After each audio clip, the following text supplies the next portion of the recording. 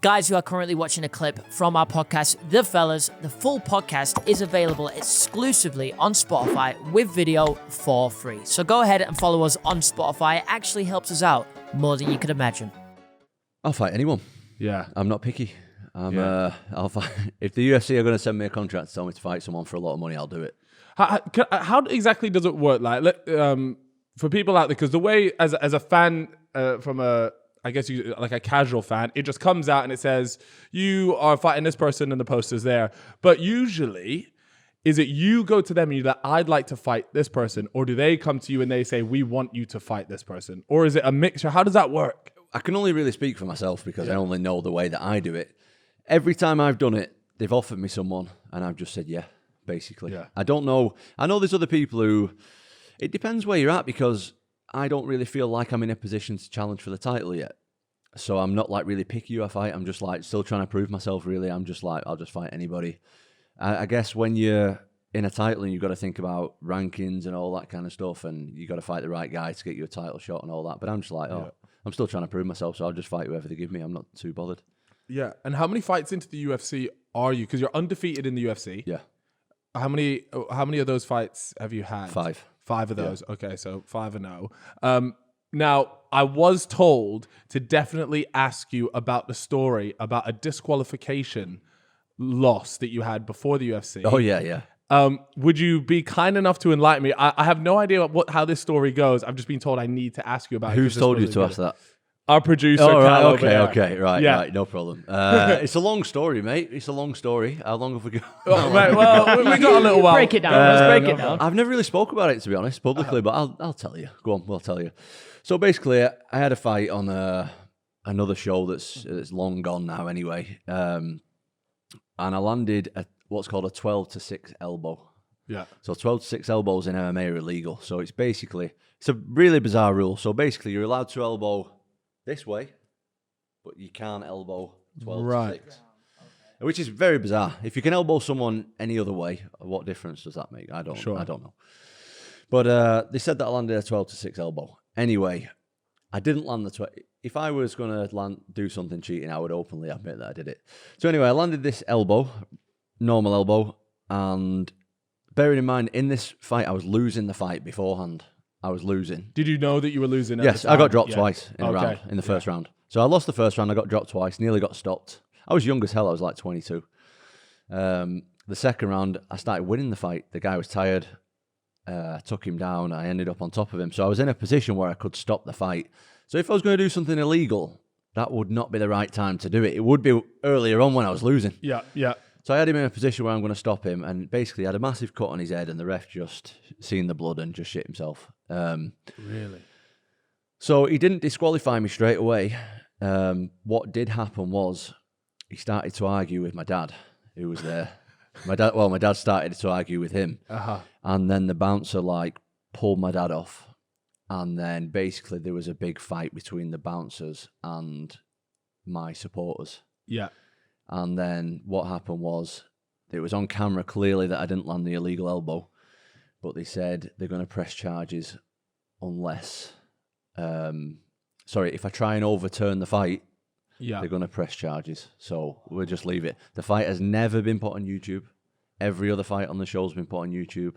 The fight has never seen the light of day because bit of corruption there, Peter. Yeah, mate. Very dodgy stuff. That's what it's like on these local shows, mate. It's absolutely wild. Well, this was ages ago. This was a long time ago. Yeah. This was a long time ago. I was like 21, 22 at the time. And they tried to set me up because I wanted out of my contract at the time. And I think I was like 3-1 at the time. I was just coming off a loss, and I was fighting someone who was like 15-3 or something like that. They tried to get rid of me. That's what they tried. They're trying to get me out of my contracts at the time and all that kind of stuff. But it's all learning. It's all learning experience. Look at you now. Oh, look at me now. Yeah. Okay. Well, I wanted to ask you something. So on your recent fight, you did get performance of the night? Is that right? That's correct. So it's a bonus that usually comes with this, right? Yep. Do fighters go into their fight with this in mind? Like when you're having a proper good scrap in there, it's something that's ever on your mind? No, it's not beforehand? something that I think of. I've thought about it after a few times. Well, I've actually got 5 UFC fights. I've got 4 bonuses. So 4 out of 5. Do you get a knockout bonus? So they What used to other have like a bonuses? knockout bonus, submission bonus, and like a fight of the night bonus. But now they just give out like performance of the night bonuses. So it's just like if you do something good in the fight, they can give you a bonus. Is it always like the same amount, or is it different if you're like the main event? No, it's always the same. Yeah. For a couple of big shows, so it's $50,000. But for So it's a fair whack. Yeah, then. That's how it's a much good it bit of was. money, mate, That's how yeah. much it is for. That's what. Yeah. Yeah. Cool. But It's a fair for bit the of money really then. big shows, they put it up to like 75 before. For the really, but I've never had a 75. I've only had a 50. That's pending. I've got because you've won by KO, you've won by submission. Yeah. Right. Which do you prefer winning by? I would rather knock somebody out. Yeah. I like that feeling. That's a good feeling. I like that. Yeah.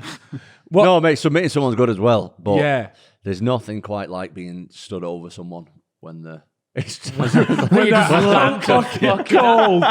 it sounds very weird, but yeah. It looks better in the highlight reel too. Yeah. It's a good. It's a kink. Yeah, it's a kink, bro. It's a stood kink over for a him. knockout. No, that would be. I just don't think. So I've thought about this, right? And you know those like punching bags, or like the gimmicky ones that you get at like fairgrounds and things where you punch them, right? I swear I punch them as hard as I can, and I'm always getting dog shit scores. And I don't think I don't. It shocks think- me, man. Yeah, That shocks me. No, but I don't think I have the power to knock someone out. I was thinking about this, and it's actually a potential insecurity that I have because I think, if a guy comes to fuck with me, what can I do? If I punch him like clean in the jaw and he's still standing, I'm fucked. But Tom, what do you reckon? Is he knocking someone out? Similar size? No, it doesn't matter about muscle and all that kind of stuff. It doesn't matter at all. Really? The punch, like I'm not a massive knockout puncher, but I've knocked a lot of people out because it's the punches that you don't see that hurt. Do you know what I mean? Like if you get someone flinching and get them going, and then you land one around the side that they don't see, like they're the ones that you go in straight away. Yeah. I've been hit with some big shots before, and I've been fine. But then I've been hit with a small one that I've not seen. And it's like I'm on wobbly legs. So Have you ever been out cold, like one punch, no, snoozy? no. Because I want to know what that I don't feels wanna like. be Not that I either. want to like test that today. I've but- always wondered like what it's like when you get hit with that one punch that rocks you. Your legs start going, but it happens where fighters come back, win the fight. Like, what's the process there? You think your legs are going, you think, oh shit, it could be over I've done here. that before. I've done it. How's that work? A couple of weird things have happened to me before where like I'll get punched, I'll think I'm fine, but then my legs aren't like working properly. My legs are like just not start going. stepping in the right like But you're aware that they're not I'm going just where you like, want oh, them my to legs aren't go. working properly. Yeah, it's weird, really weird. my Like I feel God. completely normal, but my legs are like not stepping in the right place. It's very odd. So it just comes down to like I got dropped really early on a few times in my amateur, like when I was fighting amateur. And I did completely the wrong thing. Like I got dropped and then I was like, you bastard, I'm going to get you back. And then would just try and kill him back and get dropped again.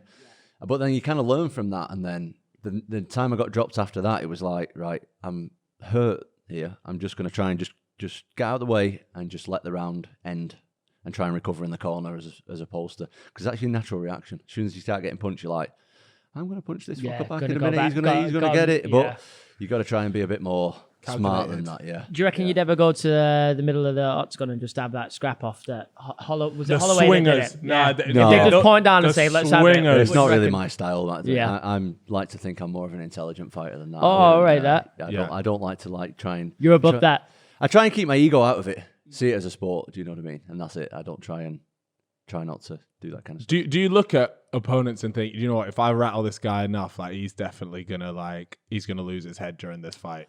Or at the level that you're at now, do you think most fighters are over that? Yeah, everyone I'm fighting now is over it. Like we're talking like top 5 in the world. So everybody in that they've been hit a million times before, so they know exactly how to deal with it. Their ego's in check and everything. But I know that if I hit anybody in the world, I can knock them out. If I hit anybody in the world on the chin, I can knock them out. And that goes for most heavyweights, you know what I mean? Not just me, with the size and the power of us. Like, if you hit anybody with the tiny gloves on, because have you ever wore an MMA glove? I haven't. And I haven't. It's not much bigger than, it's tiny. It's a bit. It's tiny, yeah. So Wouldn't big like to get guys, hit small by one. gloves.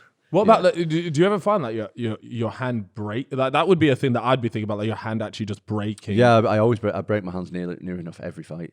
Really? Yeah, I broke my hands like multiple times.